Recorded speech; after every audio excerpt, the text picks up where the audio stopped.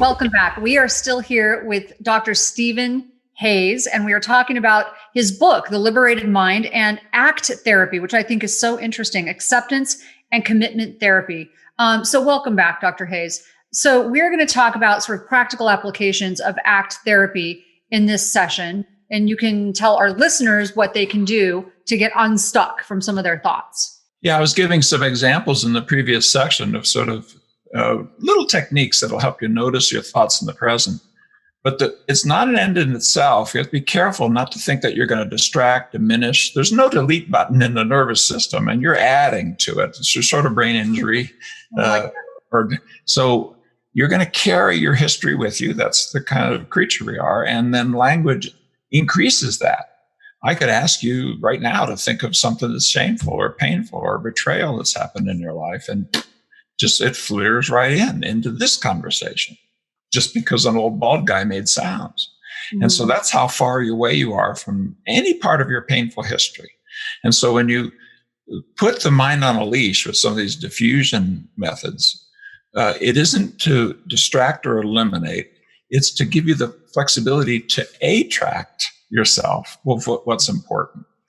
But you need to take on the emotional piece. So the next thing I would put in that practical thing is learning to open up to what your emotions are giving you, and especially to get more then centered in the present. And there we're doing with things that the people listening probably know about, these kind of contemplative and mindfulness work. But I think we can do really simple things. I'll give you an example. The follow the breath methods that so many of us use in doing Vipassana-oriented meditation. Here's one that's come out more recently that I really like, because you can do it with children and you can do it while you're doing anything. You can even do it while you're talking, which is hard to do when you're following the breath, which is to become aware of the soles of your feet and to focus just on one foot. And then after a while, focus just on the other foot. And then after a while, focus on both feet. That intervention, Nirbhay Singh, who's the editor of the journal Mindfulness, came up with it, an old behavior analyst, actually, somebody that came out of the behavior therapy tradition, has been shown with children, for example, to reduce conflict on the school yard and stuff, or people are, you're dissing me, and getting into fights or quarrels, like 50% reductions with these tiny mindfulness interventions that just encourage you to have your attention under control, where you can either shift or stay, broaden or narrow. If you learn to do that, then when the scary thought shows up, you can respectfully decline the invitation of your mind to focus on it, but you're not distracting. Because distracting is like a bad cell phone commercial. Is it gone yet? Is it gone yet? Is it gone yet? So every single time you ask that question, you just created another neurobiological pathway from this moment to that very core. Oh. And so instead, move your focus towards what's here and now and what really brings meaning and purpose into your life, which is the next flexibility process that follows. So say that again, when a scary thought shows up. We want to distract?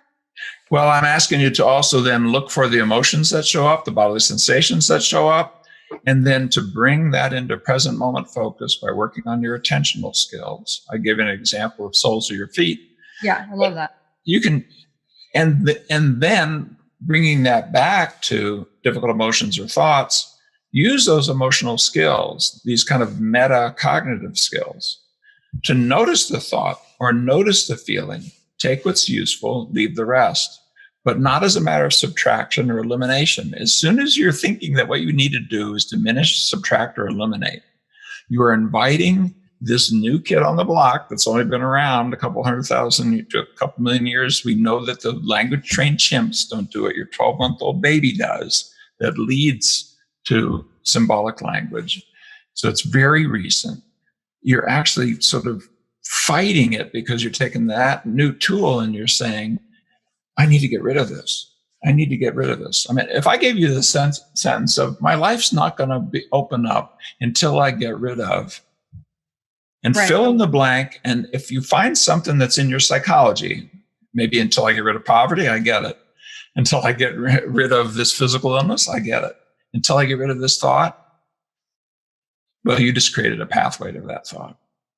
Right. It's almost like saying, don't think of the color blue. Yeah. It's like you just automatically think of the color blue.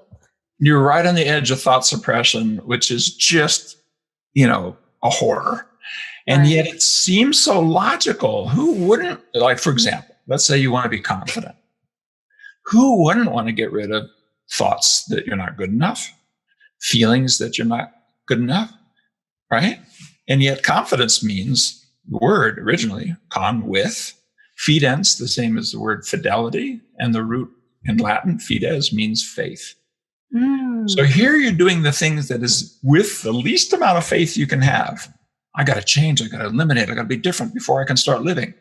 You couldn't get more non-faithful to yourself than that. You're saying, I have to start from where I'm not.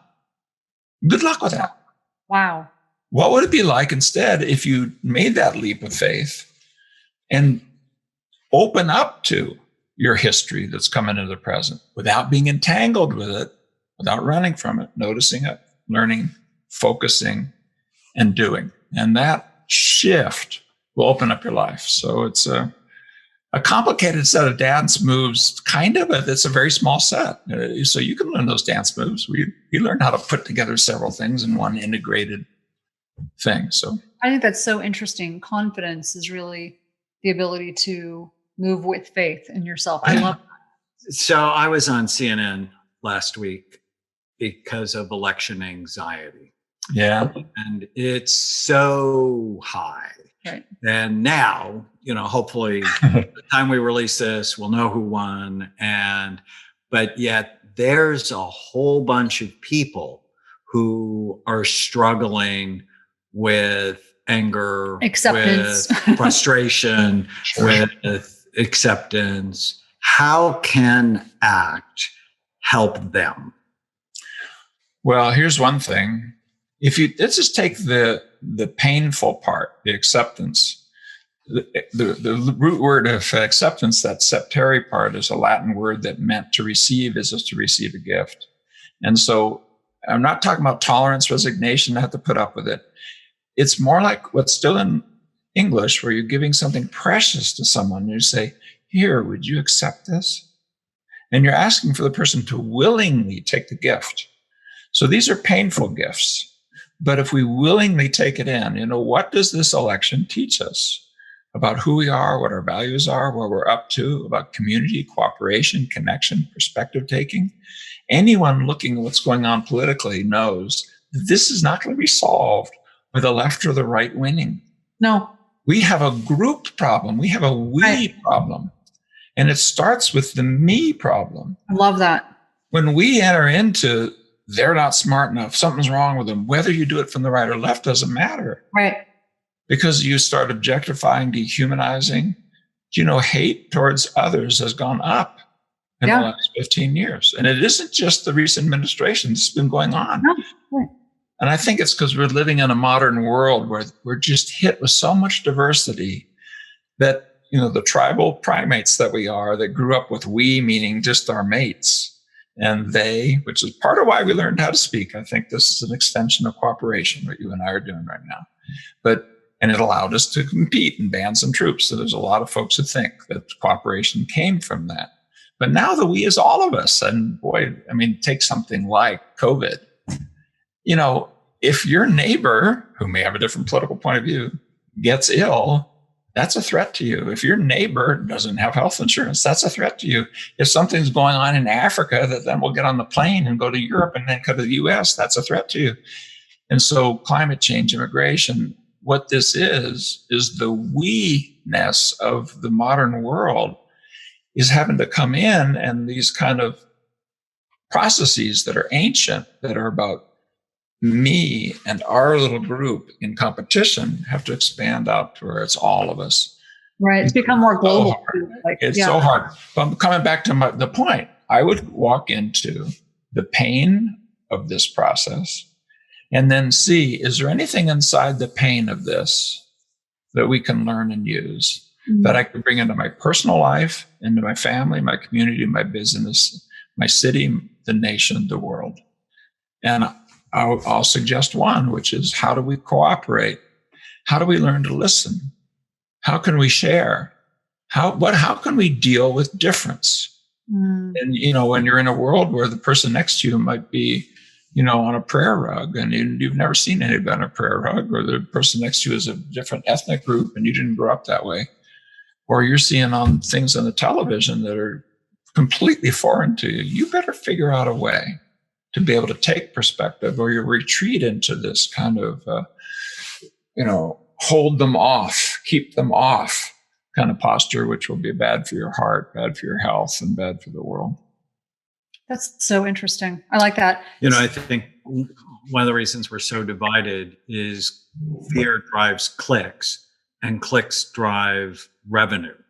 So and you touched on social media. I mean, social media has changed everything. We just finished watching The Social Dilemma. Yeah. And it's just horrifying how artificial intelligence is manipulating our minds for money.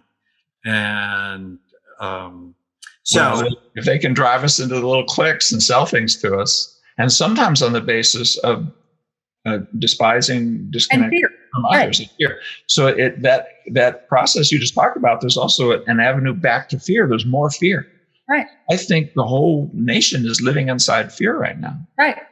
It's all fear-based. I mean, it's honestly, we hear it all the time. It's fear-based. It's fear-based. All right. So when we come back, I'd really love to talk about how people can use ACT for specific anxiety issues. And then maybe in the last one, we'll do it with depression.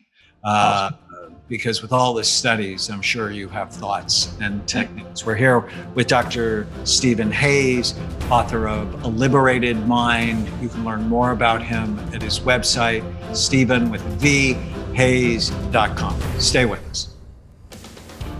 If you're enjoying the Brain Warriors Way podcast, please don't forget to subscribe so you'll always know when there's a new episode.